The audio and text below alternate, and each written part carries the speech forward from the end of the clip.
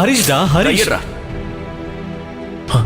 டேய், சே, என்னடா உன் இஷ்டத்துக்கு மேல கை வைக்கிற? ட்ரெஸ் அசிங்கப்படுத்திக்கிட்ட. இதோட விலை என்னன்னு தெரியுமா?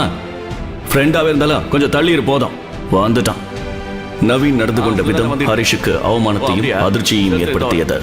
நவீன் தன் பழைய நண்பர்களை பார்த்தபடி உள்ளே நுழைந்தான். டோனி, ஹே சித்து, எருமா மாட. ஹாய்டா.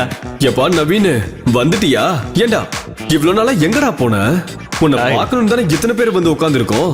ஆனா உன்னை மட்டும் காணோம். நாங்களும் எவ்வளவு நேரம்டா வெயிட் பண்றது? அப்பொழுது தயக்கத்தோடு உள்ளே நுழைந்தான் Harish. I am really sorry guys. என்னோட புது பென்ஸ் காருக்கு பேப்பர் ஒர்க்ஸ் கிளியர் பண்ண போயிருந்தேன். அட, கங்க்ராட்ஸ் டா. ஹலோ. சாப்பாடு வாங்க வரதா இருந்தா பின்னாடி வழியா வரணும்னு சொல்லியிருந்தேன்ல. பின்ன கெஸ்ட் இருக்கும்போது வந்தா என்ன அர்த்தம்? டேய், நம்ம கூட படிச்சவன்னு சொன்னான்டா. ஹரிஷ்னு பேரு. உனக்கு ஞாபகம் இல்ல? அப்படியா? எங்கேயோ பார்த்த மாதிரி தான் இருக்கு.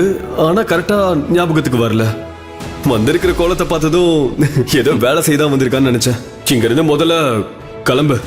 யார் கண்ணிலையோ படமோ ஓரமோ போய் உட்காரு. அப்புறம் நான் பேசின மாதிரியே மற்றவங்களும் பேசுவாங்க. முழு வீடியோவை பாக்கெட் FM தமிழ் யூடியூப் சேனலில் கண்டு மகிழுங்கள்.